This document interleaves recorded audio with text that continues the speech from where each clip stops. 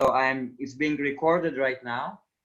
Okay, guys, so we'll start the webinar, and we had a little discussion prior to that, and the question was, what was your question, Vital?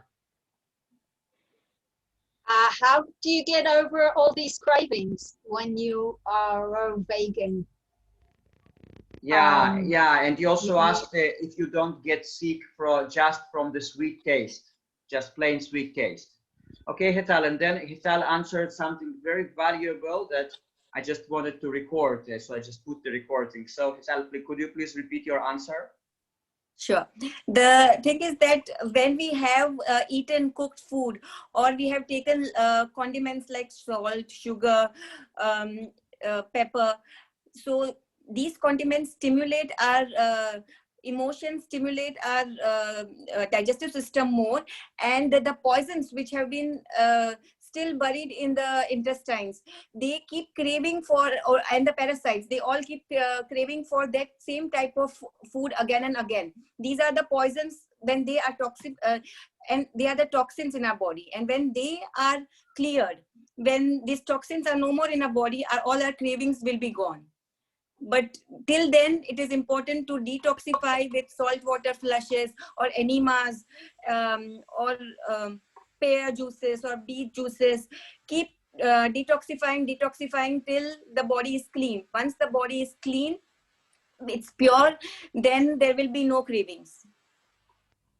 Amazing. Yeah, you also mentioned that you used to do this saltwater flush every day. Yeah. Yeah, I used to do saltwater flush for, it took me 2 to 3 weeks to let go of all the cravings. I used to have raw foods, mostly fruits, and still every day I used to go for saltwater flushes, and that helped me a lot to detoxify my body. Amazing. How do you do these flashes? Normally, water flushes are done. You take about 2 liters of water, warm it to the temperature that you can drink it easily, and it should be so salty like the tears. With regular table salt? No. You should drink. No, you never take table salt. You always take sea salt. Okay. Oh, you buy it. Unrefined sea salt. And drink tea salt, and then you drink it, and you just keep drinking it. There is a whole process of Shank Prakshalan. So, or this salt water flushes. I think you will get it on the net when you click salt water flush, or I can give a link in the in our group. But normally it is that you drink 2 glasses of water. After that, you do 5 exercises. Again, you drink 2 glasses of water and do 5 exercises, and that's the whole cycle. Then you complete this 2 liters. I think in 2 liters, because we are on raw foods and not cooked foods, in 2 liters we should be clean. If not, you drink a little more water, but in 1 or 2 times you will come to know about how much water do you need. Hetal, I have a question about it, because the traditional Shank Prakshalan, after finishing the procedure, they say that you must eat some rice, or I think there is certain traditional routine of finishing it, but because many people here are into raw foods, so how can you combine it? Like, how would you, after doing this saltwater flush, what would be the first food intake? That would be, when you are doing it regularly, then we don't have any special measures for it. But when you are doing it first time, or when you are doing it once, and you can take cooked food, so Ayurveda normally prefers khichdi, that is moong dal with rice. They are cooked together with dollops of ghee, and that is it. There is no salt, there is nothing else in it, and it is very soupy and liquidy. So they say that the intestinal wall, which is been corroded by the salt, is now there is a lubricant layer of ghee, and the dals and the rice, they are easy to digest, and so this helps again to restore the gut flora and the digestive system. So that's the reason. Okay. Yeah. Okay. But But can you do, for example, salt water flush and then enter your fasting state, or it's not recommended? yeah, you can do that. You can, but I would recommend it before you go for dry fasting rather than after dry fasting. After dry fasting, I would not recommend a salt water flush, because Yes. in salt water flush, you drink lots of water, and after a dry fast, you can't drink so much water. Yeah. Yeah, I understand. I So understand. I tried to do it, but I had nausea and a lot of more problems, severe headache and vomiting feeling. So I gave up. I said not after dry fasting, before dry fasting, before the intestines have shrunk, it's easier to do this process. Yeah, and if you use it as an entering point for dry fasting, so you don't feel thirsty because of all of the salt that you get, because still I understand that most of the salt probably goes out, but still probably some of the salt is left in the body. Yeah, so you drink 1 or 2 glasses of plain water, but only 1 hour after salt water flush. After you have Okay. finished the flush, after all the water has come out, after that 1 hour, you drink 1 or 2 glasses of water, and then you start your dry fast. Okay, that's a very good advice. Okay, so I think that we can now proceed to the main subject of today's webinar, which is raw foods, Ayurveda, balancing those two approaches, detox. So, Hetal, please enlighten us. Yeah. I would like to begin that Ayurveda is being in align with nature. So we all know that man is a miniature of nature. Whatever is present in the cosmos, the same is present in our human body. So Vata, Pitta, and Kapha, uh, these three bioenergies, or these three doshas, are present in each cell, each tissue, and each organ. The three bioenergies govern the biological, physiological, psychological process of our mind, body, and consciousness. They regulate the creation, maintenance, and destruction of bodily tissues, and elimination of waste products. And they govern our emotions. That's our biggest problem. So I would start with Vata. Vata is energy of movement. It is intimately related to our vital life essence, known as prana. Prana is the essence of Vata. We know that prana is life force, or breath, but in a subtler manner. So Vata is dry, light, cold, subtle, clear, mobile, and dispersing. When Vata is in balance, it promotes creativity, flexibility, feelings of freshness, lightness, happiness, and joy. And when it is out of balance, it produces fear, nervousness, anxiety, tremors, and spasms. So Vata sits in the head to throat and in the nervous system. When we are on raw food, most of the time our Vata is more. It's already in an increased state. That is why we have all this nervousness and headaches and anxiety and all these problems. What is the reason for that? Because we are eating raw food, we are eating cold food, we are eating dry food. So the moment you eat cold food in cold weather, then it agitates the Vata, and we see all these signs. So to cool down, in the process, I will keep telling how to do. I will also say in each month what changes and how you can do it. So when we go to the Pitta, Pitta is the principle of fire, the energy of heating or metabolism. Pitta governs all biochemical changes taking place within our bodies: regulation, digestion, absorption, assimilation, and body temperature. So pitta is hot, sharp, light, oily, liquid, pungent, sour, and spreading. When in balance, it promotes intelligence and understanding. But when imbalanced, it arises fiery emotions such as frustration, anger, jealousy, hatred, and criticism.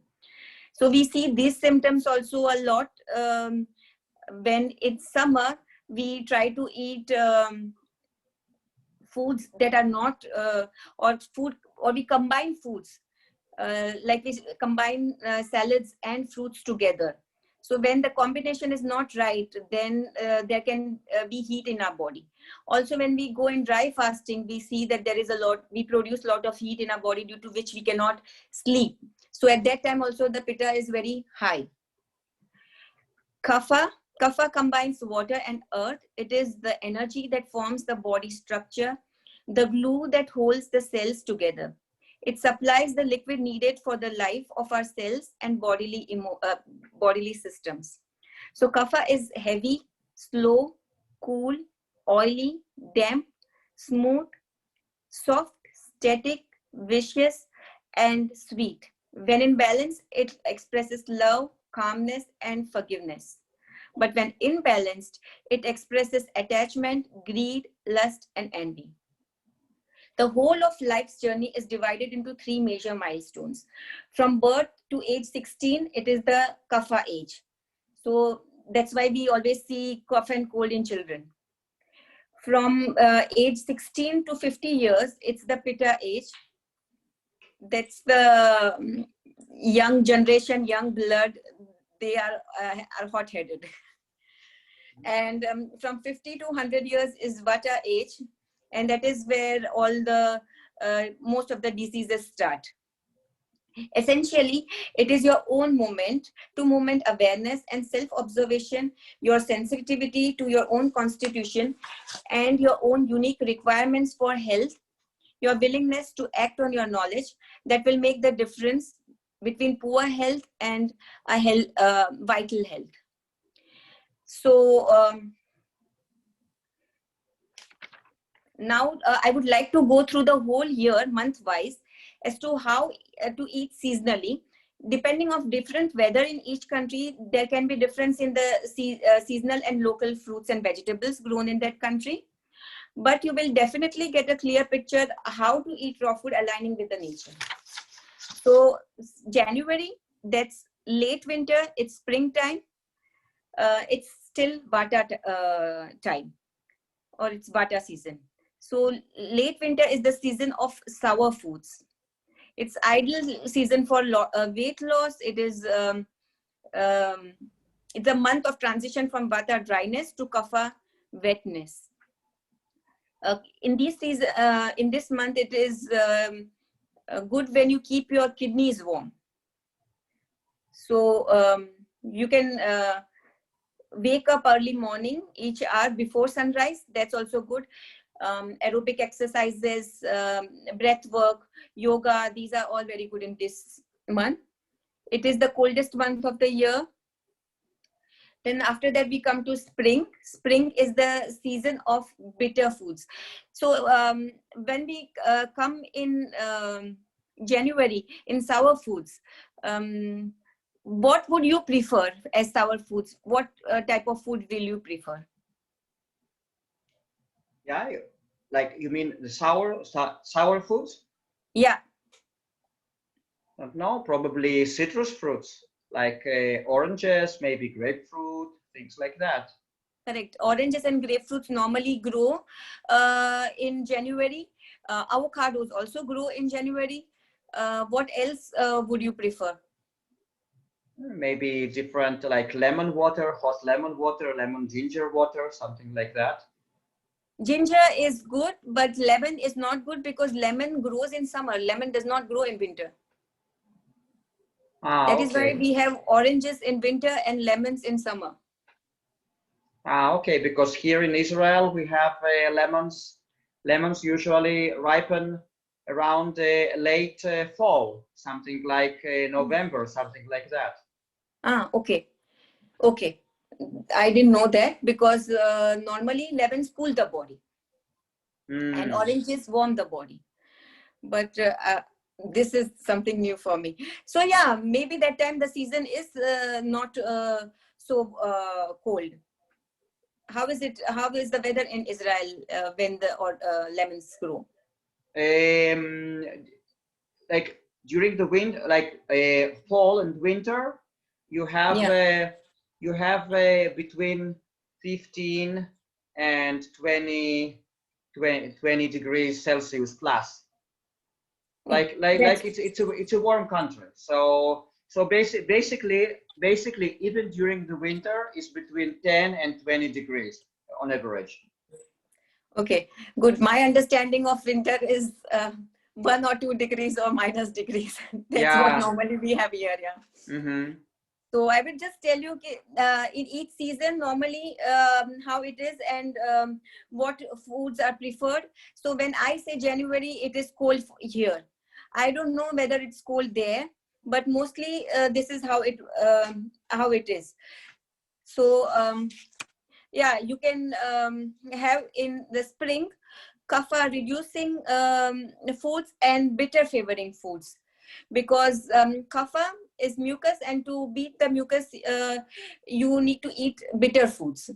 So what type of bitter foods would you go for? Like turmeric is also very good in this season. Raw turmeric. Yeah, so which season are you talking about now? February. Okay, bitter foods. I don't know, like radishes maybe, radish, something like radish. Yeah, and you can also go for dandelion, like herbs like dandelion, nettle, arugula, and yeah, all greens. Greens, yeah. Celery also, no? Yeah, but we don't get celery in that season.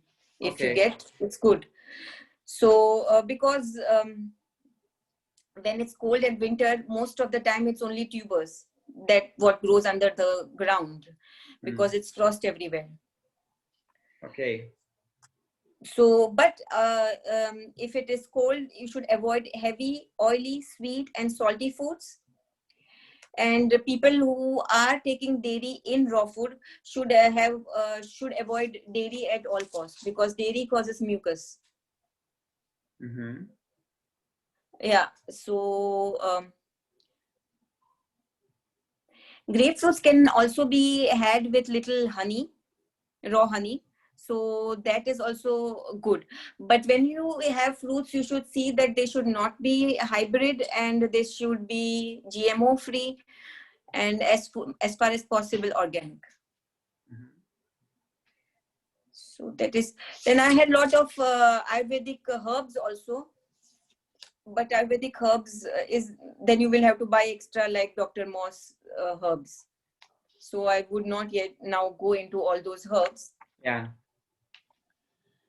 Yeah, but when it is cold and when there is mucus in the body, we should avoid sugar and salt, and as far as possible fruits, because fruits contain water, and when you put more water in your body and you have mucus, you will create all the more mucus.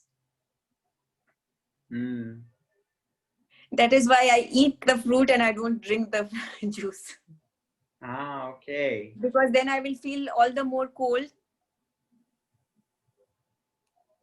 and I cannot heat the juice. So smoothies, you can warm it, but fruit juices, you cannot warm them, and because then you lose that mineral power. So I would prefer eating the fruit rather than juicing it this time of the year. So yeah, February is also a time where you can flush your gallbladder. That's also very good. You can start new diets, or January, February, March, we normally have only herbs here. We don't have any fruits. We don't have any vegetables. Vegetables start coming in March, and the first one is asparagus, and then starts a potato, fresh potatoes. But otherwise, and both of them cannot be eaten raw. Asparagus can be eaten raw to some extent, but Ayurveda does not recommend it. Hetal, hey, this Yeah. is Ruchi. I have a quick Hi. question. Hi. So can you talk a little bit about the gallbladder flush? I mean, based Yeah. on your experience, I did read the steps of what needs to be done based on the book you had recommended. Yeah. If you can talk about the steps that, I mean, based on your personal, because it talks about apple juice versus, I forget, the cherry juice. Maybe you Yeah. can make some recommendations there. I have taken the apple juice always, and it has worked great for me. I could always see the stones coming out. So I used to take 15 days earlier every day apple juice to clear detox my body. And after 15 days of taking apple juice, I used to take. I used to clean my whole body with enema. And after enema, evening 6 o'clock, I used to take that enema. And evening 10 o'clock, before sleeping, I used to take olive oil and a lemon juice mixed decoction. This decoction I drink, and after that I do not move at all whole night. And morning when I get up and I clear my bowels, I see all the stones coming out. And sometimes they come out for 2 days. So this you you're do, suggesting go with 15 days of apple juice instead of yeah, whatever 6 days or 5 days that's suggested in the book. yeah, And how much apple juice were you taking for those 15 days? 1 to 2 liters.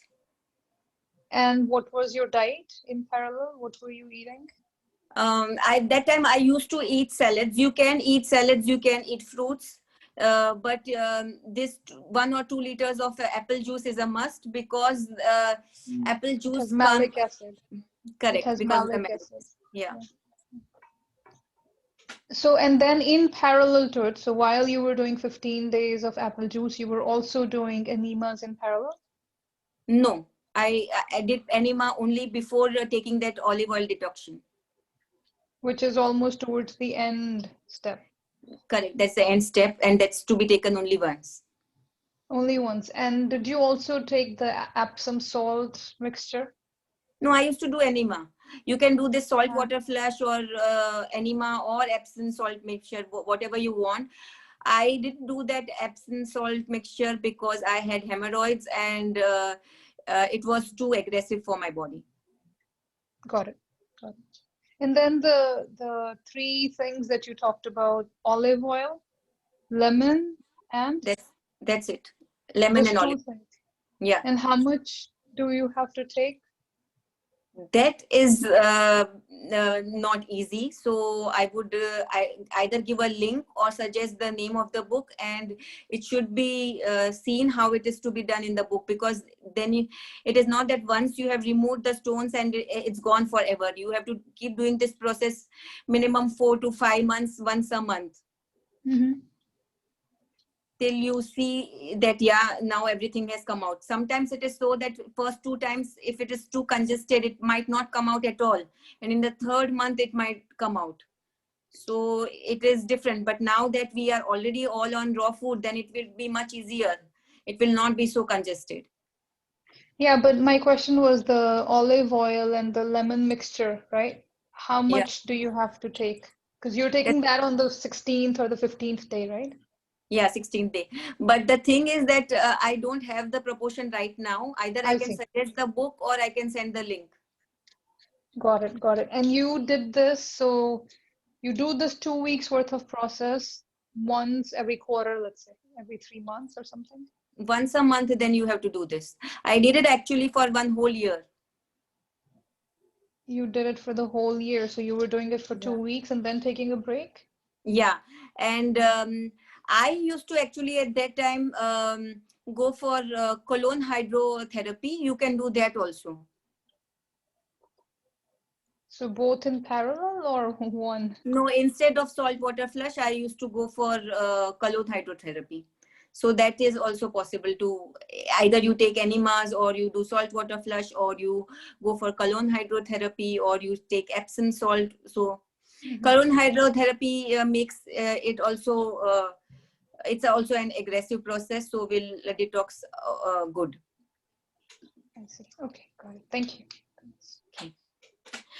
Yeah, so in February, you will also go for dry brushing. You can also go for breath work, but rigorous breath work like Kapalbhati and Bastrika, which I showed last time. You can also go for Jal Niti or this nose, what do you say, nose pot with salt water. Cleanse is nose cleaning, the nostrils cleaning from one side to the other, so that all the mucus that is there, that can be cleaned. Then you can put 2 drops of nose in, 2 drops of oil or ghee in your nose, so that it is always lubricated and not affected from dry air when it is cold. In this period, most of the time people get depression problems. That can be cured by eating regularly, and lot of fresh air also helps to relieve all mental problems. You can spice your meals with ginger, or Ayurveda does not recommend cayenne pepper, but you can spice them with cumin or some other spices that you wish. Turmeric is also a good option. Fenugreek is also a good option. Beetroots are good in February, so you can have lots of beetroot juice, or raw beetroot salads are good. Celery is good in February. People who are eating sprouts, they can have little sprouts, because sprouts is the season. Sprout season starts from March, when everything starts growing in nature.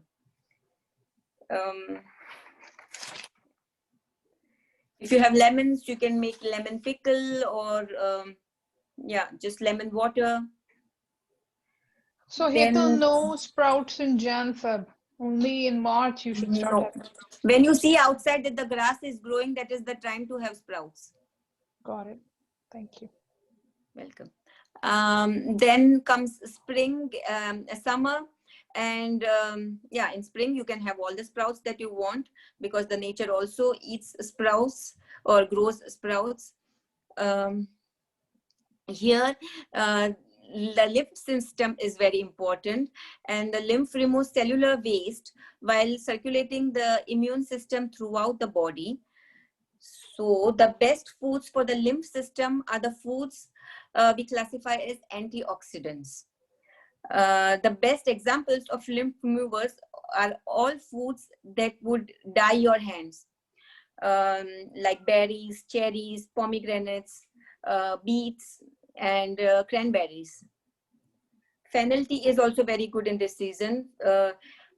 Now, because we don't eat anything cooked, so I would not tell you to eat raw fennel seeds, but fennel seeds that are soaked in water for 5 to 6 hours, that can be also eaten after you're having salads or your lunch, because that will help to strengthen the weak digestive system. Spring is the best time to detox. So you can, spring and autumn are the best time to detox. So all the detox now is the time, because end of January is end of winter, and then starts the spring season. Spring season is the kapha season. And the spring season is a time to eat less of everything, especially fruits, as they are mostly not harvested until fall in Western countries. Then I would like to go for, anybody has any questions?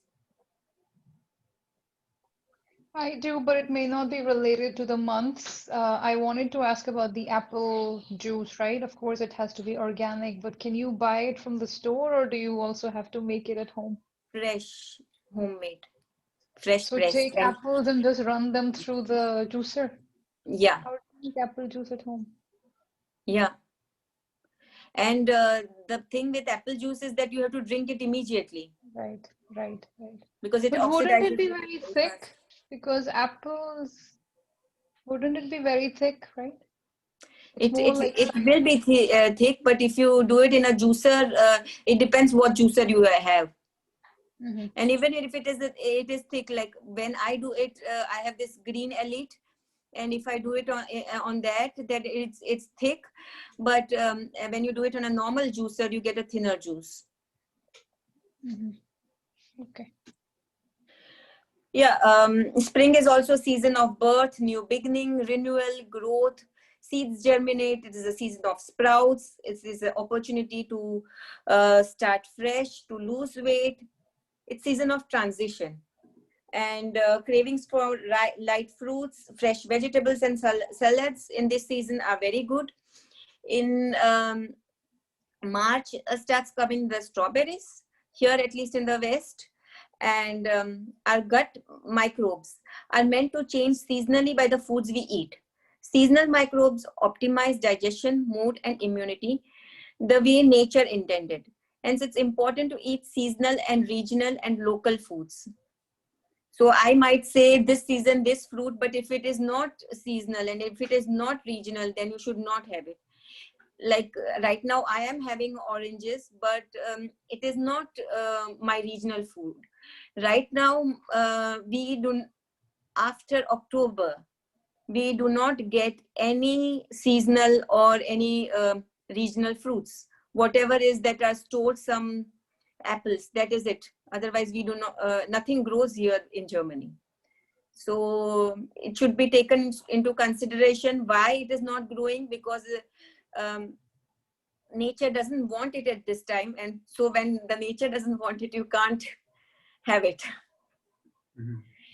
You can have everything in every season, but the problem is that when the weather is not according to the food that you eat, you will not be able to digest that food properly, and then you will have bloating, you will have all types of problems with undigested food in your body.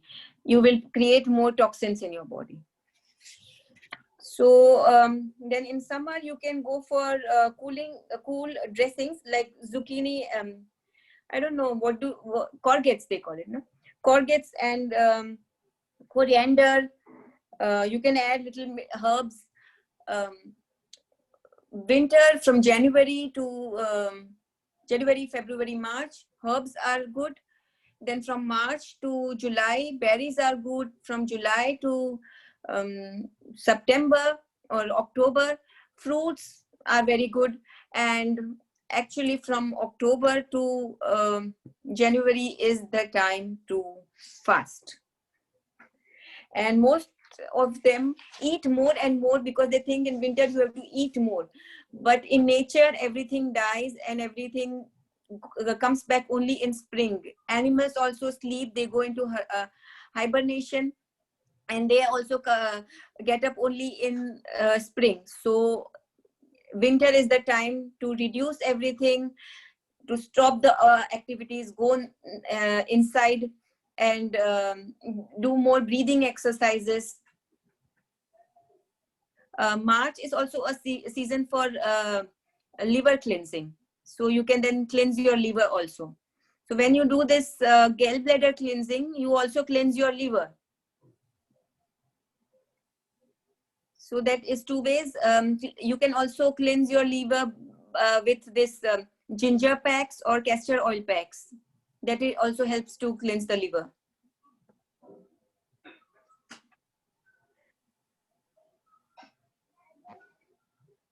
Any questions till then? It's also, so according to what you're saying, it's virtually impossible to maintain all fruit diet all year round, like because we will just go out of balance, or maybe nature does not support it. So what would you say to people who insist on that, like fruitarians? I would go for that, like when, for example, here nothing grows in fruits start growing only in May, in June. The first strawberries come in June. Before June, there is nothing. From January to June, there is no fruit here. We get only herbs, and then we get some potatoes and some other fruits, but it's more like green leafy vegetables and herbs. So then make green smoothies, then drink green smoothies. And then when it is the time for, you can warm these smoothies in boilers till 42 degrees, and then you can have this warm smoothies. And then you can go for fruits. But if you are very clean, then it does not make, then this Ayurveda does not come into picture, because now you are very clean, you are on a very different level. Your prana is so high, your consciousness is so high that you don't need so much to eat. You don't need anything to eat. The less you eat, the more you are in alignment with nature, the more you are in alignment with your bioenergies. So then you can just go for little fruit or little salad. And then I would always prefer a little more fruit than little more salad, because salad is denser other than fruit. So when you then go only on fruit, and you see that you don't need so much fruit. Dry fruits are heavy to digest for the body. In winter, you can have dry fruits, but the Ayurveda does not allow dry fruits to be eaten as it is. You have to soak them in water for 8 to 12 hours, and then you eat them. Then I would say, then why should I eat a dried fruit if I have to soak it in 12 hours of water? I would prefer eating less juicy fruits, and go for those types of fruits like a banana or an avocado.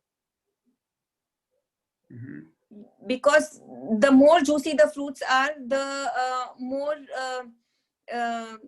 cold you will feel in your body. Okay, so for example, sorry. No, go ahead, Arik. No, so for example, in your case, now it's winter time, Hetal, and you are saying that right now you are on all orange diet, right? So, yeah. So how do you manage? So obviously it increases vata dosha, I guess, when you do that. Yeah.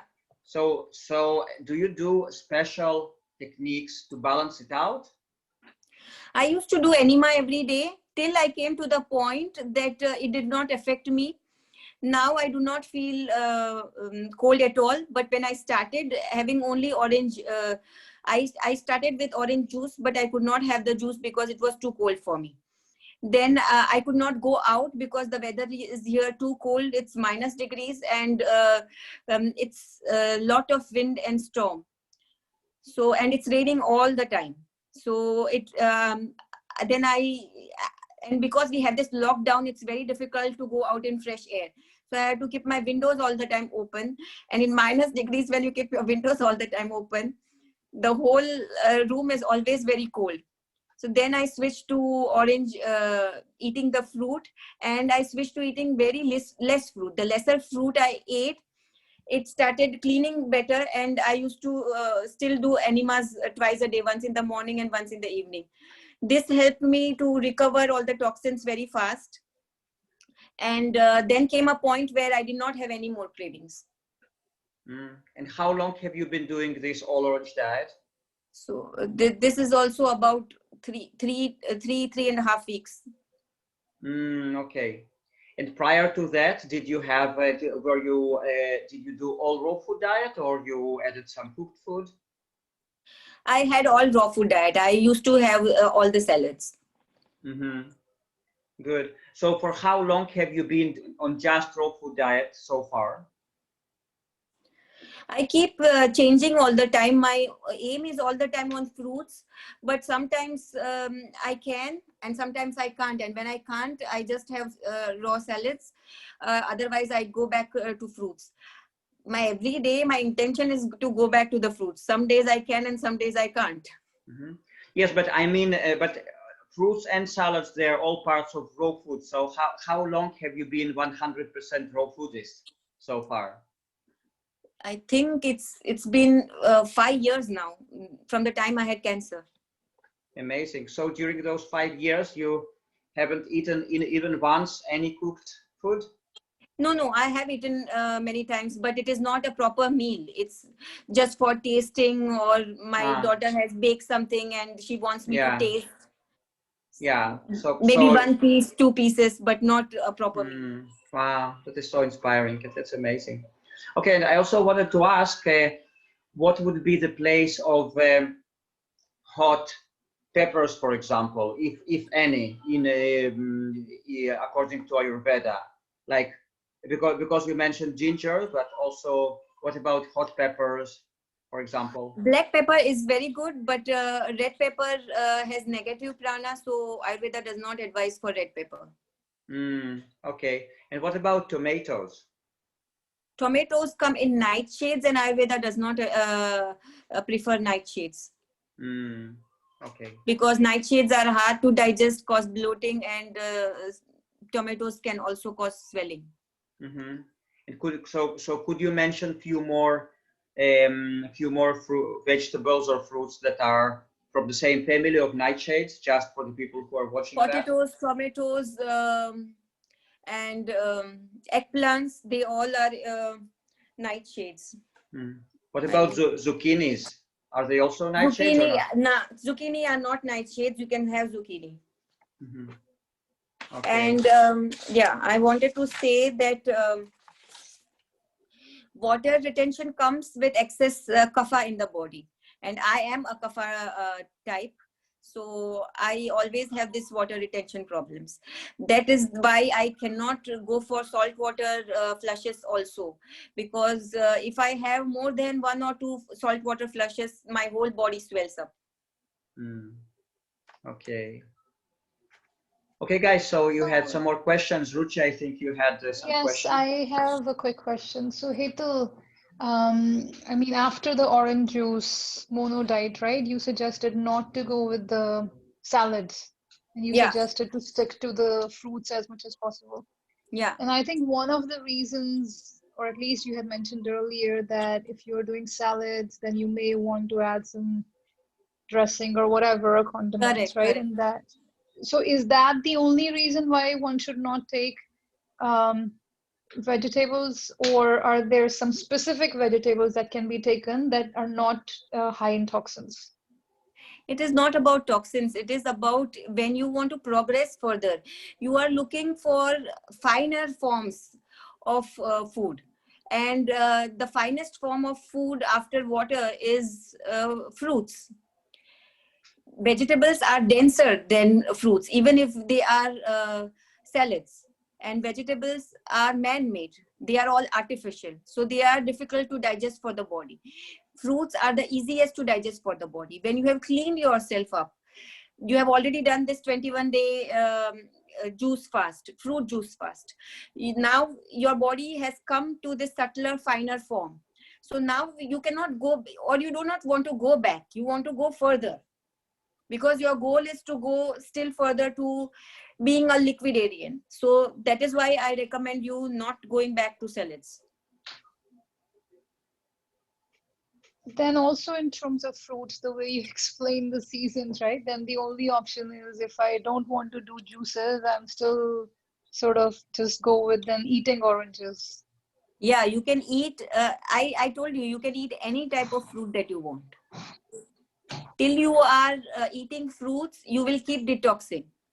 Even if it is avocado or banana, they detox, they slow down the detox process, but they will still detox your body. So you are still in the cleaning process. But the minute you switch to salads, you will be building muscles, but you will not be detoxing your body. And you can still have water, right? Yeah, you can have water, you can have teas, you can have herbal teas. Okay.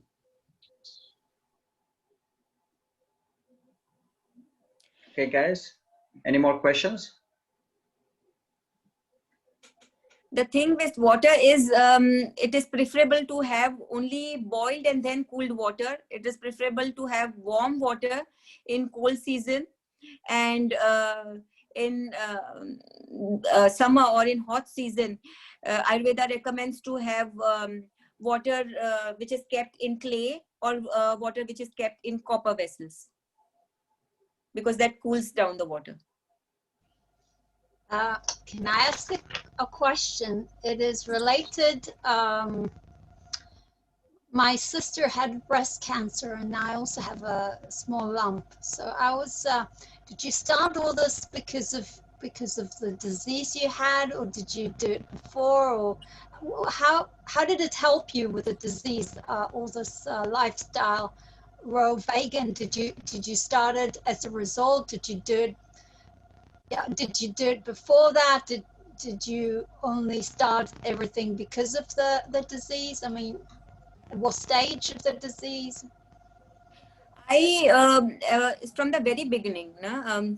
Because my parents were also yoga teachers, I was always on, we always had a lot of raw food. And then after I became a yoga teacher, I was appointed a full-time yoga teacher. And that is when I used to have only raw foods. After the class, we were served raw foods 3 times a day. And then I used to have 3 times a day only raw foods. That I did for 3 to 4 years. But after I got married, my in-laws didn't buy any fruits or salads for me, because they said that's expensive. So I was forced to eat only cooked food. And then my husband also never ate raw food. So slowly raw food became very less. I used to eat lots of fruits and but not so much salads, because nobody ate that time. But then since last 10 years, I have been eating lots of fruits and salads. Everything was good. But when one thing in your body is disturbed, when your mind is disturbed, you can't expect your body to behave normal. And that is what happened to me. I was under a lot of stress, and I was too much into doing this and that, and I have to do this, and I have to do this also, and this also. And that too much pressure which I had put on myself and people had expected from me to fulfill it, that caused me lot of disturbances in my body in spite of having good food. Also, what I did wrong was, at that time somebody recommended me a pure milk diet, and I used to have that pure raw direct from the farm milk diet which I had. That caused severe problem. That was one of the main reasons for my breast cancer. And within, I think, 4 weeks, I got breast cancer. And there was already this lot of stress and pressure which I could not release, emotional stress and pressure. And then everything summed up. Otherwise, if you are on a raw food diet, you should not get any diseases. Thank you. And now you're it's behind your everything is cured. You're back in health. It took me 5 years, but still it is not completely cured, because my radiation therapy did not go well. I had 2 operations, one of the breast and other of the lymph nodes. And since in my radiation therapy, my whole left side is totally burnt, because there were too many radiations with what my body couldn't take. And my lungs are also little burnt, and they have fibrosis inside. So now I can do normal breathing exercise, which I could not do since last 4-5 years. But still there comes one period where I go very down, my health falls down a lot, and then it comes up, but it takes time. So it's not that everything is completely fine and well. I work on it every day. I do a lot of breathing exercises, meditation, yoga, everything, and food. But it's very slow process. I wish you to feel better. So it's helping. You're saying it's helping all this lifestyle. Yeah, it's helping 100%. And for the lump that you told me, I had these lumps coming again and again, but they went also away from themselves. I don't know, that was the marketing from this gynecologist and specialist and all. You know, you go to one person and they say, oh no, it looks very bad, you have to go for mammography, and then you know you have to go for MRI now, and you know they send you from one person to other and other to another, and then finally they say, okay, no, now everything is okay, it's not that bad, we were just too worried.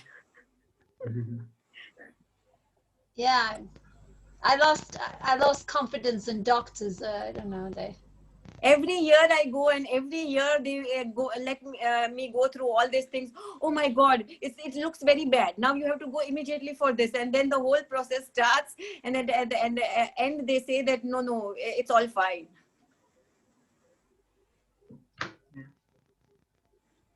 Hetal, I'm just curious. Traditional Ayurveda in India. Thank you very much. Welcome. I'm just curious, in India, what would be the traditional Ayurvedic approach to this cancer thing? If you went to a traditional Ayurvedic doctor in India? I had been there for 6 weeks in Kerala Ayurvedic Center. Good. So they actually specialize in treating cancers with natural means there? It was actually an Ayurvedic hospital, and I had been there for 6 weeks where they did all types of Ayurvedic therapies with me, like oil bath from the head to the toe. They used to do every day for me. They used to give me a lot of Ayurvedic medicines also, and the special Ayurvedic restricted food also. And it was before the conventional therapies that you underwent, or it was after? After. Ah, okay. So, and before that, you didn't do anything? No, like I didn't have the time to think. They didn't give me a time to think. They just said it's there and you have to get operated within 15-20 days. Ah, okay. Okay.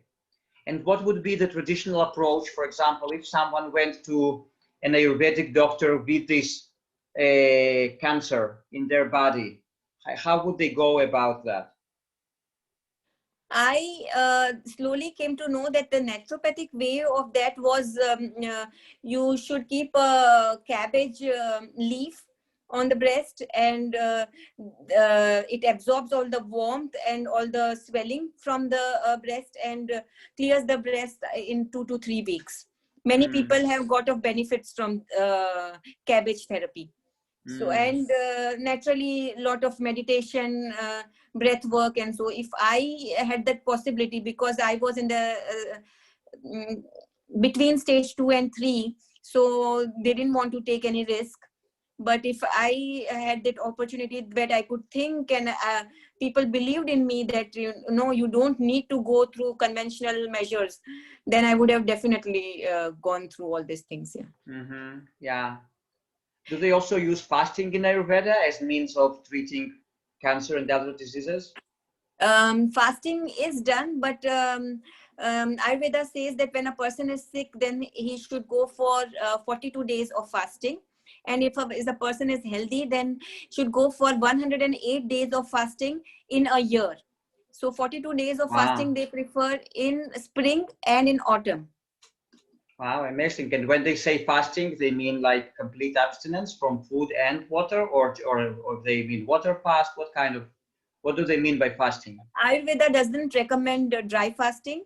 So they prefer that either it is a mono diet. So this khichdi fast that they say that should be taken every day, once or twice a day, and that is it, but without any spices. There should be no salt, nothing at all, just flat dal and rice mixture, that is it, with ghee.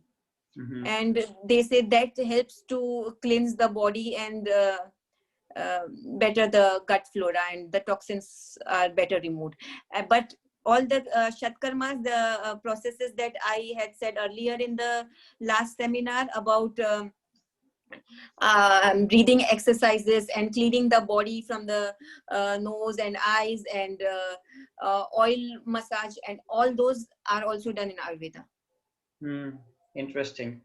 Okay, Hetal, so I think it's a good timing to ask a question that we received in the group from Manoj, from a guy named Manoj. And he says, please cover the following in the session also. How to maintain weight while having raw food diet. How to ensure weight doesn't get reduced. A few months ago, I went for raw food diet and my weight reduced drastically, so I stopped. I'm already thin. So how would you address Ayurveda this question? actually says that till or also in dry fasting and all this fast I have seen that till you have toxins in your body, you will keep on reducing weight. If you get scared and you start eating again, then it will again create problems. When the body has removed all the toxins and when it is pure, automatically you will start gaining weight, and the body will repair itself. Body knows what is its ideal weight and will then stick to that ideal weight. But you need to have a lot of patience. You will gain back your weight back, but it will take time. And it's regardless of the amounts of food that you are eating and the kinds of food? Normally, if you listen to your body and eat what your body wants, if you chew your food properly and eat what your body wants, then it is not a problem. They say that normally on dry fasting, if you have 3 to 4% of body fat, still you will not die. Nothing is going to happen to you. You just have to surrender, and it's all about positivity. If you think that nothing is going to happen to me and you are in joy, you are happy, then your vibrations are very high, and when your vibrations are high, it is easier for your body to work in alignment. Good. Can I ask something? How do you know when you've detoxed that everything is okay? How do you know that? When you've detoxed, that you have no toxins in your body. Try doing dry fast for 2 days. If you have a bad breath, that means you still have toxins in your body. If you have any symptoms like headache and you have symptoms like white tongue or gray tongue or something like that, you can see that there are still a lot of toxins in your body. So you are still in the process of cleaning. Okay. So Thank you. Welcome. We are cleaning all the time in many ways. Through exercise we clean, through breath work we clean, through meditation we clean, but we put on also many things in our body. Like the air we breathe, that is also polluted. The water we drink or the fruits we eat. When we say we buy organic fruits or organic vegetables, how organic are they? Are they 100% not hybrid? No, because all the fruits that we get here, even if they are organic, there are some pesticides. There is something hybrid in it to make it more juicier and more colorful and more shining. So you can't control all those things. So you have to keep detoxing yourself. So it never ends. It does end, but till the body attains a stage where it is probably maybe 60-70% also pure and clean, then you can go easily into dry fast without any detox symptoms. And when you can easily go into dry fast, that is the time that now I can become a breatharian if I want to. What do breatharians do? They do the same thing. It's only that their bodies are clean, and when their bodies again become impure, they get a sign that now I have this urge to eat something. They eat in small amounts, but they eat it because again their body has become impure. So that is why Ali Tom says that wherever he goes, he keeps doing his salt water flushes. He puts his legs in salt water. He detoxes all the time. He does not eat anything, but he still keeps detoxing himself. Hetal, so I have a question. Okay. I have a question. If a person really has a sensitivity to cold, people get cold very, very easily. What would you? I know that you mentioned it earlier, but if you have to summarize, because among fasters communities, it's a very significant problem, this cold sensitivity. So from the Ayurvedic viewpoint, what could they do? If they are having cold, that means they have mucus in their body. That means there is still mucus congested in the body. And I would recommend a lot of breathing exercises, strong breathing exercises that will just remove the mucus or loosen the mucus. Then the fruits or vegetable diet will work. But only foods will not work if you cannot loosen up the congested mucus in the body. And what kind of breathing exercises? We have the ones I told you last time, that Kapalbhati and Bhastrika, like, so little aggressive breathing exercises and not just deep breathing in and out. That will help to clear. Jogging can help to clear the cold and the mucus in the body. So, or Zumba or some dancing, some activity where you run, move the lymph system, that will help to reduce the mucus in the body. Okay, thank you. Okay, guys, any more questions? Yes, one question. So, Hetal, after doing the mono juice, and then I agree that I can stay on fruits, but then if I want to resume the juice diet, is there like a time period, or you can do it for another 3 weeks? How do you restart? See, by now you know your body very well. You can keep experimenting with your body. So you see what is suitable for you, in which weather, what do you like, how are your emotions right now. Act according to emotions, according to the weather, according to how you feel for the day. So you can do it for a few days and then maybe one day you take a break. Can you also do that? Like you do it for, I don't know, a week. Let's say a week works the best, right? Then you take fruits for a couple of days and then do it for another week. Can you do it in that manner? You can do it. You can do like that too. You just keep experimenting with yourself, with your body. When I eat this, what happens to my body? When I have juice, what happens to my body? When I have smoothie, what happens to my body? You keep experimenting with yourself, and you will realize that when I do this is the best. When I was on fruit juice diet also, I could not have all fruits. And when I told Ivana, she said, no, actually, everybody can have all fruits. It's only that you have some issues in your body, like weak adrenals, and so I could have only watermelon. Either watermelon juice, or I could eat watermelons. I could not have any other fruits. I could not have oranges. It was too sour for me. I used to get a lot of pitta and acidity with oranges. It's only after so much detoxing I can have oranges.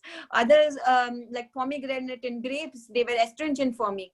I used to have so much craving, and I could not eat those fruits for a longer period of time. I could eat only watermelons, and watermelons come only in summer. What should I do then in winter? But slowly, as you start detoxing yourself, as the toxins go away, then you realize that I can now digest all fruits. I can eat all fruits. I had a lot of problems with melons and kiwis and pineapples, and I had allergies with all those fruits. They were out of question. I could not eat them anything at all. Okay, so I don't necessarily have problems with any fruits. I can eat them, but I think I'm only trying to figure out that if I have to continue with the juice diet, and based on the month, as you were explaining, it seems oranges would be the only option at this time of the year. Yeah. Okay. You can also go for a lot of teas, like nettle tea, dandelion tea, like bitter teas. That will cleanse your liver, that will cleanse your gallbladder, that is good for your kidneys too. So do you have some references for those? Because I mean, I don't know much about teas. I don't drink Herbal teas. Go for herbal teas. So just search for how to make herbal teas at home. No, you just just boil the water, and after the water is boiled, you put fresh nettle or fresh dandelion leaves in it. I would not go for dried herbal teas. I would go for fresh herbal teas, and then you just let it steep for 10 to 15 minutes, and you take it out. And if it's too bitter for you, just put it for 5 to 6 minutes and take it out. Instead of doing orange juice. Or you can do orange juice and this, both of them. So okay. And but if No, you were drinking teas, how much tea would you drink in a day? Still 1 to 2 liters? see, yeah, I had a time where I used to drink 1 or 2 liters, but in winter when you drink more teas, you will create more mucus in your body. So it's better that you take less fluids. Less fluids. Okay. Hetal, and how many oranges more or less do you consume nowadays on a daily basis? I consume about 1 to 2 kgs of oranges. Mm-hmm. Okay. Okay, and do you do it like in a few meals, or you consume it all at once and then you fast all the time? How do you do that? I consume it once or twice a day, once in the morning and once before sunset. But it's again what my appetite is when I'm working and I don't think about it and I don't need it, then I don't go for it. It depends. Mm-hmm. Okay. And I heard advice of one Ayurvedic doctor. He says that it's a traditional approach, I guess, that you do not consume citrus fruit in the evening or something like that. Have you heard about it? You do not consume citrus foods in the evening, and you do not consume citrus foods in the morning too. Ayurveda does not recommend the first food should be sour food. They say that first food should always be a sweet fruit, so that when you put something sweet in your mouth, you lubricate the intestine. But when you put something sour in your mouth, the first meal, then again you corrode your intestine, and people with pitta type, they can have acidities and heartburn and all those problems. Okay, but again, if your body is clean, that you are at a totally different level, so that you can allow yourself more freedom in this sense. Then you don't need to go by Ayurvedic laws, because then you are at a very different level when you are only on fruit juices, or you are only on warm water, or then it's totally a different type of diet. Okay. And in Ayurveda itself, do they talk about it, that that at some point you can go beyond all these pieces of advice, that you can get to a different level? Right now, it is not so much coming up, because people are still stuck up a lot in food. Everywhere you go, every second shop is about food. Every second advertisement is about food. Yeah. When you see in social media also, everything is about food. When I'm not eating food, I see food everywhere. Yeah. It's very difficult to run away from food. So yesterday I was having a seminar in Gujarat, and I told them that the best food is no food, and they said, you know, what we love the most is that you were talking about that oily fritters and that Indian chai in monsoon.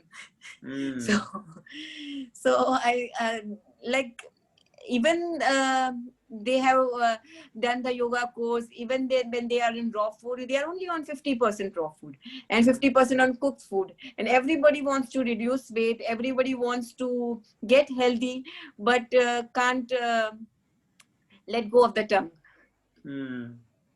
Okay. We are so used to food. Food is such a big addiction. Absolutely. Absolutely. Till now, I was a vegetarian and I was proud of myself that I am a vegetarian. Then I became a vegan and I was proud that I am a vegan. No? I'm better. And then now I feel, I always felt I'm better, that I don't have any vices. I don't drink alcohol or I don't smoke. I have never done that in my life. And then I see I am the biggest addictor of food. Yeah. Yeah, absolutely. Absolutely. Okay, guys, does anyone have any more questions? I would then like to go for Ayurvedic time of the day. Mm-hmm. Like Ayurveda has every 3 hours it changes its time, and I would like to go for that 4 hours. So from morning 6 a.m. to 10 a.m. that is the kapha time, and it's the best time for exercise, breath work, and during this morning hour the cortisol levels peak. The muscular and the structural length of the kapha principle naturally increases.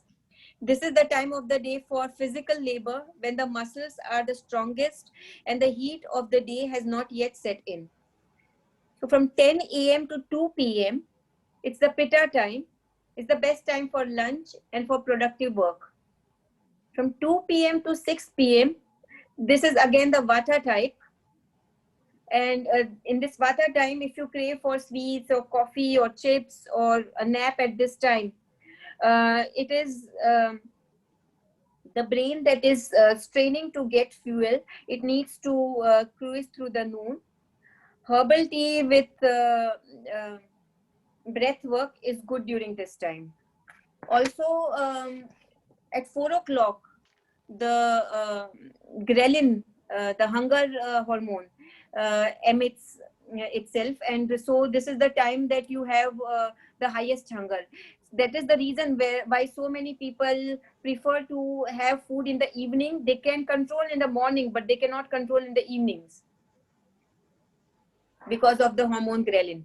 So from 6 p.m. to 10 p.m.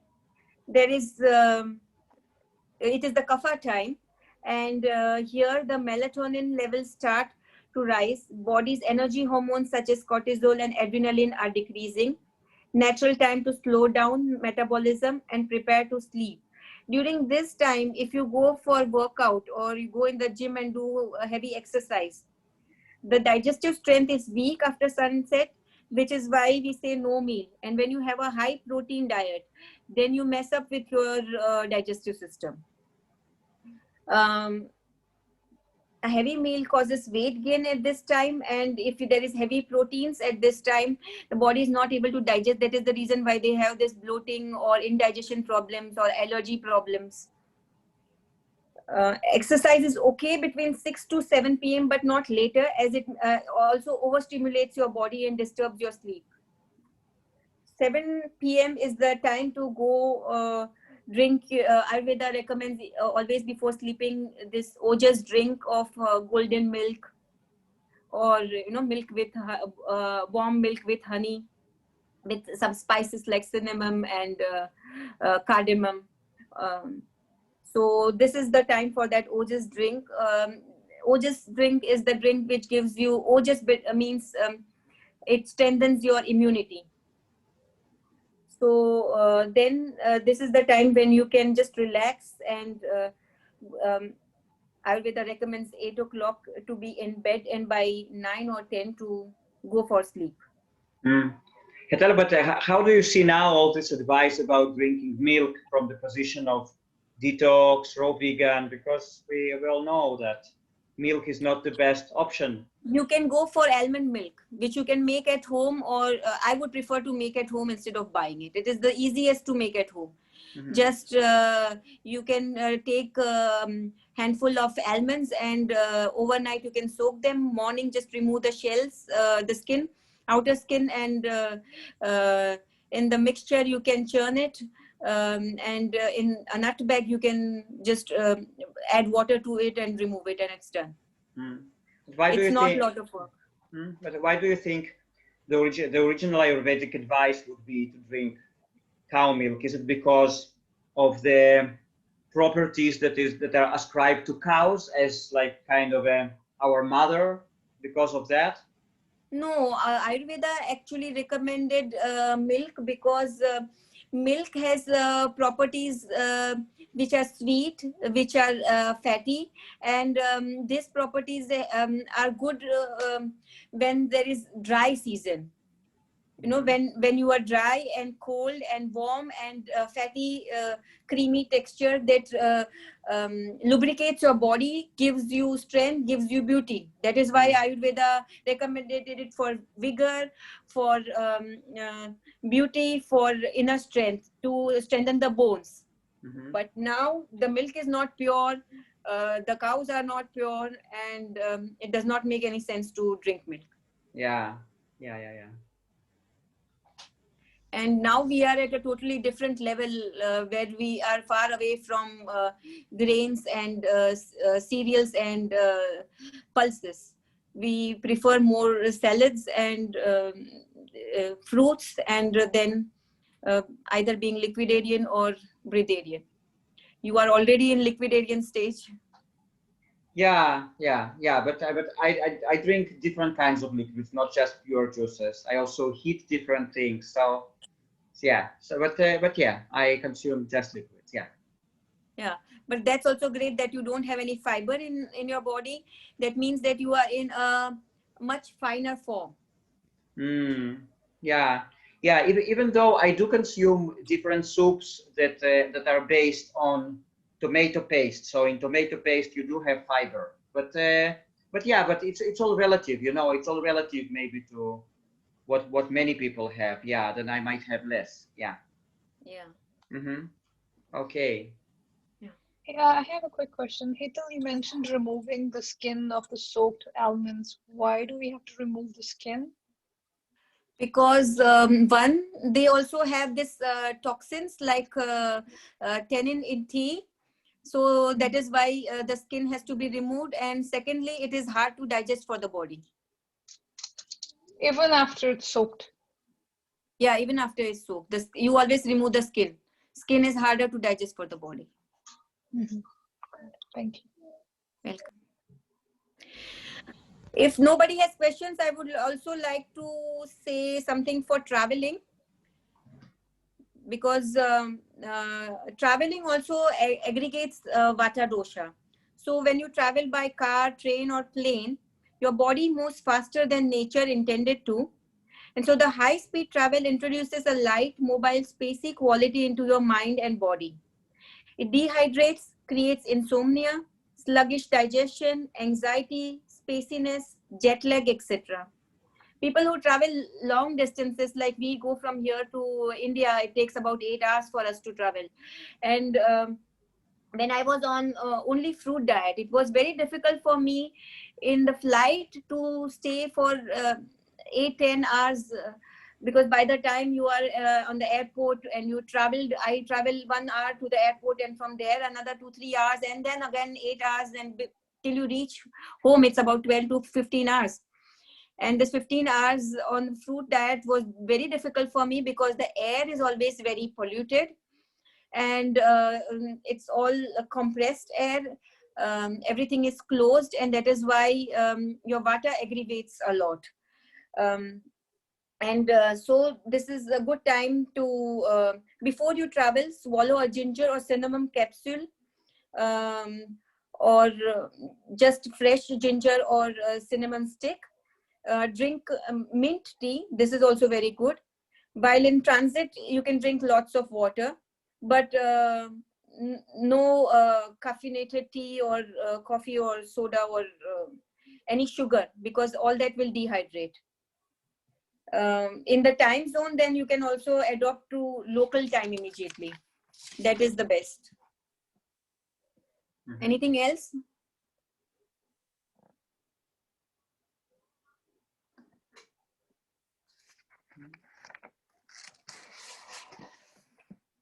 No.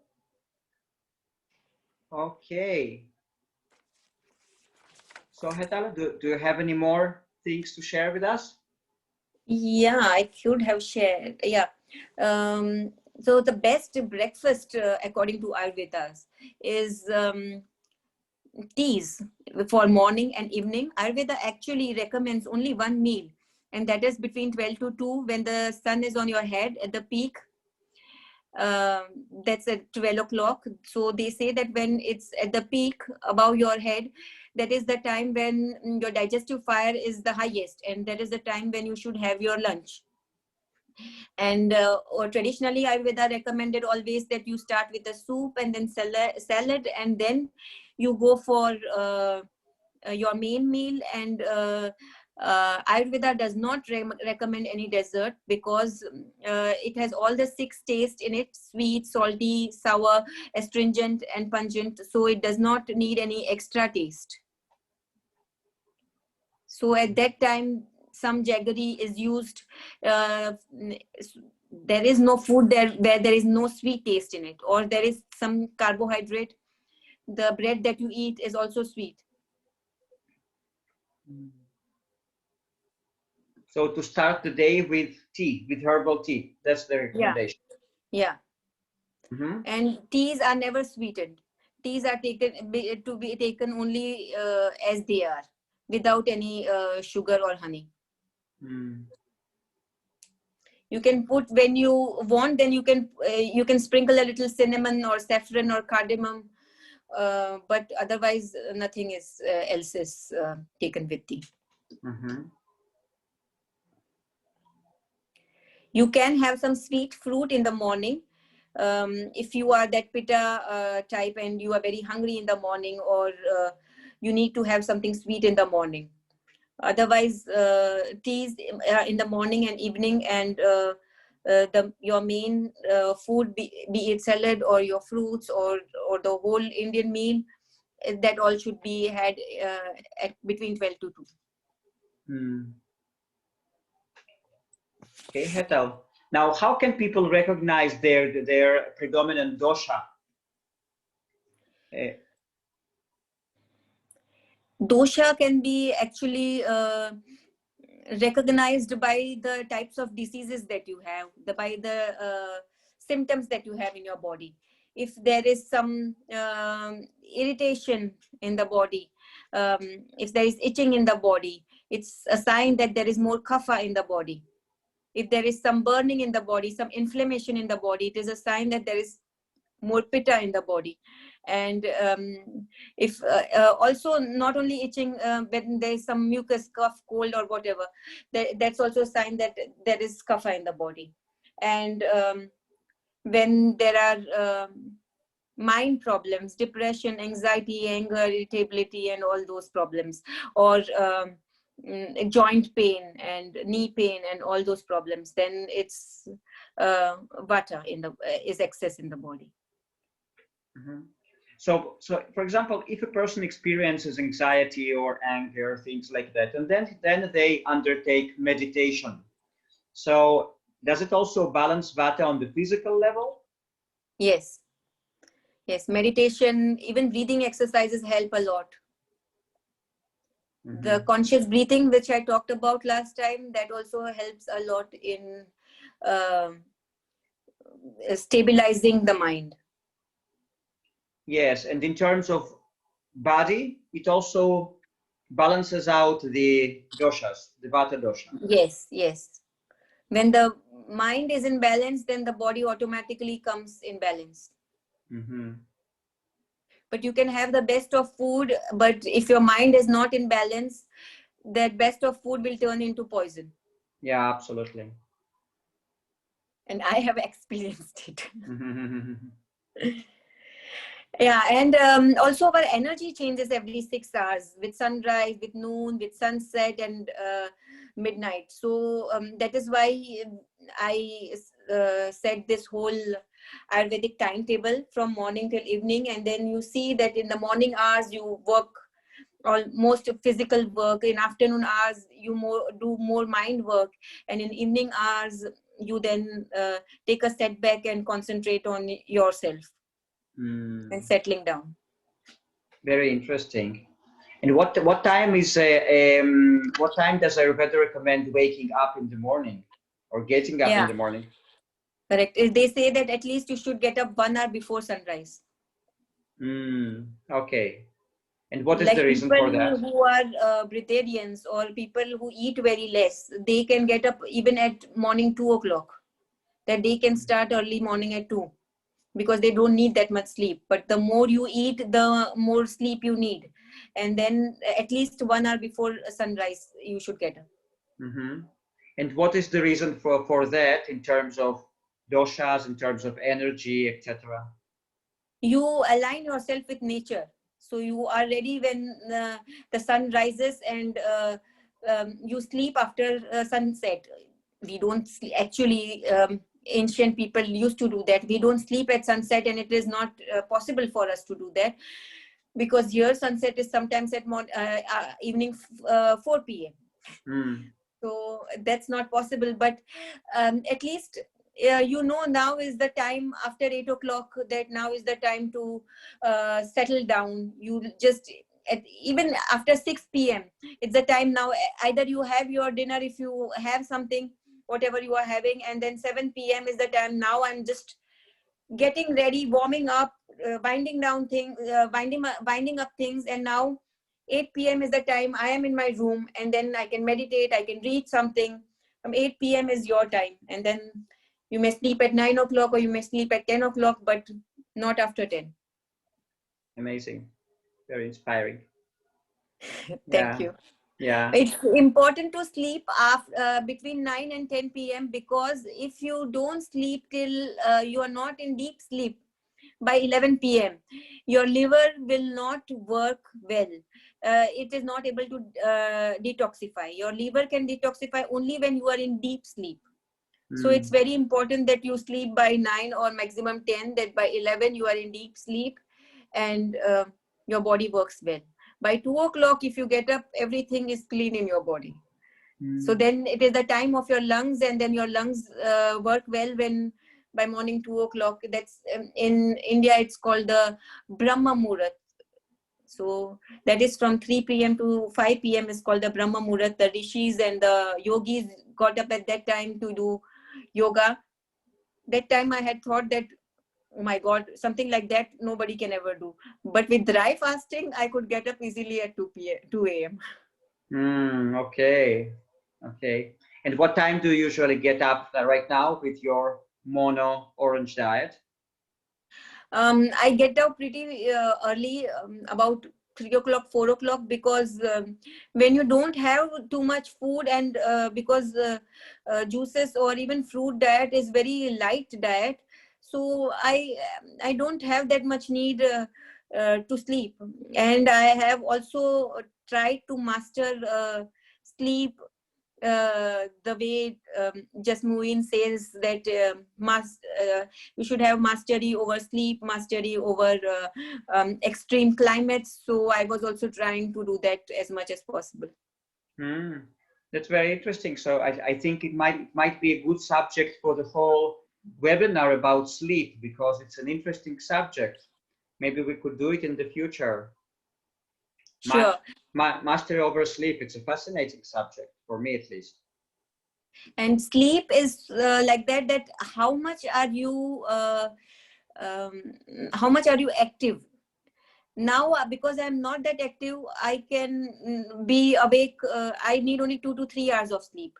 But earlier, when I was dry fasting and I was walking for hours, 3 hours, 4 hours, and I used to do 30-40 kilometers a day. I used to cycle 20 kilometers every day, and I used to walk 20 kilometers every day. And that gave me a lot of energy. I had my health was very good, but I could then somewhere the body had to repair itself, and I used to sleep for 6 to 7 hours a day at night. Okay. And right now you mentioned that you wake up quite early, and when do you go to bed usually? I go to bed by 11, 12, and I get up because there is no need to sleep. I'm so fresh. Yeah. It's not that I'm sleepy and I'm tired.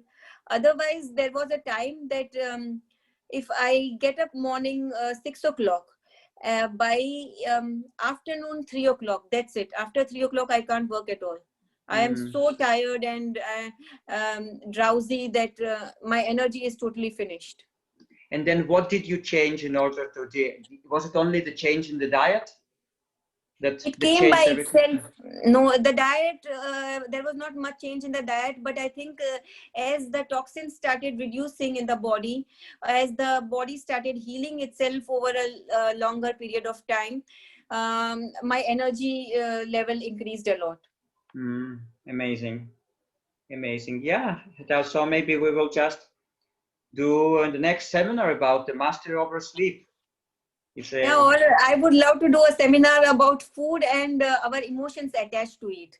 Like when we eat spicy things, you know, what emotions come up and why have we that urge to eat these spicy things, or urge for salty food, or urge for sweet food. Yeah, there are always emotions attached to it. All the cravings, how to deal with food cravings. Yeah, it's also a very, very good subject. So we'll definitely keep in touch and talk about it for the future. Yeah, okay, guys. So last chance. Does anyone have any more questions? Yes, about cravings. Don't you have any cravings? What, you're just on oranges? How long have you been just on oranges? You don't? I think it's been like right now I had taken breaks in between, but it's 2 months I have been on oranges. End of November I had started. So because that was the season for oranges. So I started end of November, and no, that is what I'm telling you, that there was a time where I could not have one orange also. It was so sour for me. And now I can stay only on oranges because something has cleaned up in my body and I'm able to absorb and digest this energy. And you don't feel like you don't have cravings for anything else? It doesn't bother you that it's the same taste all the time? No. In fact, all my cravings go away after having this. If I switch to salads, or if I switch to other foods, if I switch to bananas, I also try to have banana juice. Because oranges are expensive, and I thought that let me try bananas because they are cheaper. But I started getting rashes on my neck. It was not on my face, but on my neck and my back. And I saw that this is again clogging my lymph system. It is not helping me to detox. I'm talking about, how could you stand sweet all the time? Don't you want something salty, spicy? That is what I'm telling you. When you grow clean, when you detox yourself and become cleaner and cleaner and purer, then you don't have these urges. I was the same like you, and I used to, for me, there was a time that whatever I used to eat, I was not satisfied by it. I used to eat and eat. My stomach is full, but still I have that craving that I want to eat more. I want to eat. That craving would not stop, and I felt like such a big addict, because I know my stomach has told that it's full. I have stomach pain, but I still have that craving to eat something different. Now I have taken something sweet. Now I want something salty. No, now I want to change that taste. I want something spicy. And I used to eat and eat and eat. And I came out from this cravings and from this constant eating when I started having only fruits. So fruits help me a lot. I think more than vegetable juices and vegetable smoothies, fruits helped me, because I used to have with vegetable juices. Although I used to take cucumber juice with spirulina or chlorella and wheatgrass and all those things with superfoods, but I could not take more. And the way I had read, they said you should take minimum 3 to 4 liters so that you do not have any cravings. But that was way too much for me, and I used to always have bloating and indigestion problems. With fruit diet right now, I do not have any bloating, any indigestion problem. But if I take anything wrong, my body shows immediately the symptoms, and I come to know that this is not right for me. Not right now. Okay. Thank you. Thank you very much. Welcome. So maybe we should have a webinar with you on the issue of cravings. Yeah.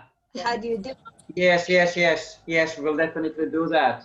We'll definitely do that. I'm all for that. So we'll keep in touch, Hetal. Sure. Okay, guys. Much.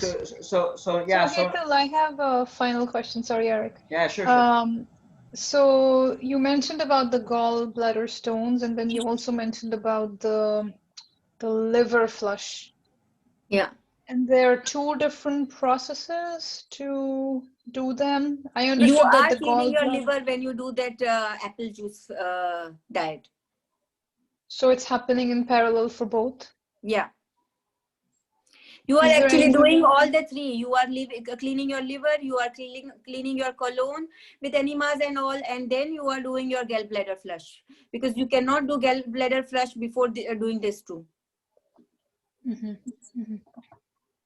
So, but it's the 2 weeks thing that we talked about already. That's the apple juice has to be done, and then enema, and then the olive oil and lemon juice. Yeah. Okay. If you can, I guess I'll message you separately. If you can send the link of what is the proportion for the I'll olive put it in oil. the weekly group. Okay, great.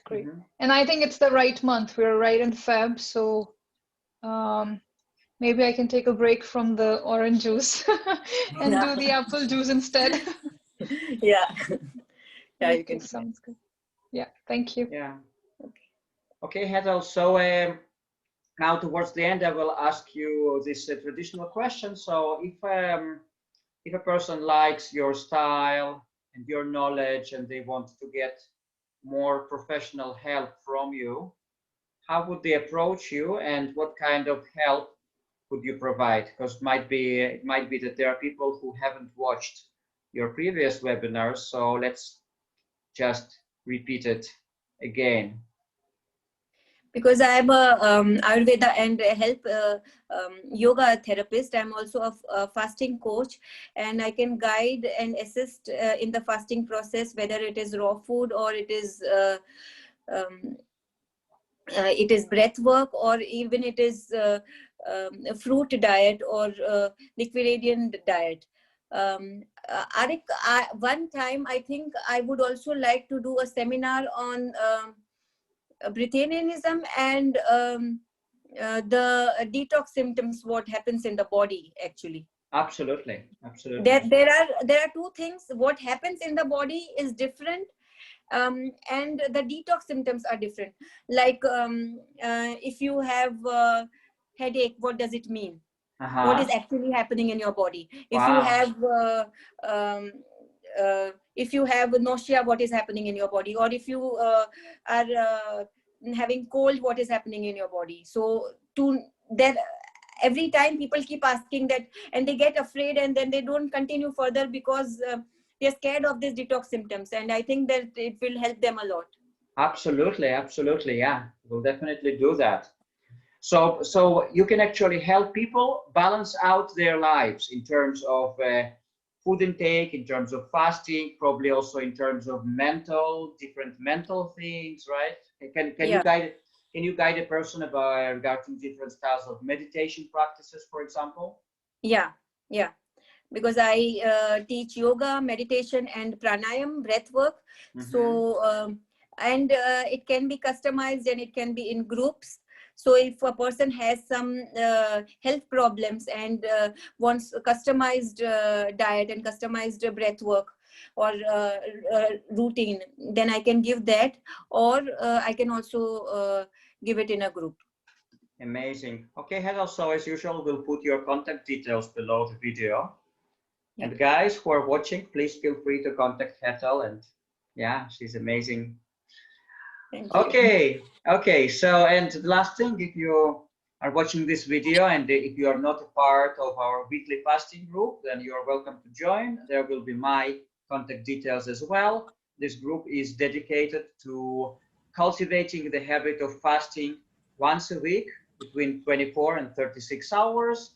And for now, we are close to 200 people from all over the world, and we fast together and support each other, and it's lots of fun. It's of course all free. So you're welcome to join, to send me a WhatsApp message, and I will add you. Okay, guys, so thank you very much. Thank you very much. Thank you. Bye-bye. Bye. Bye.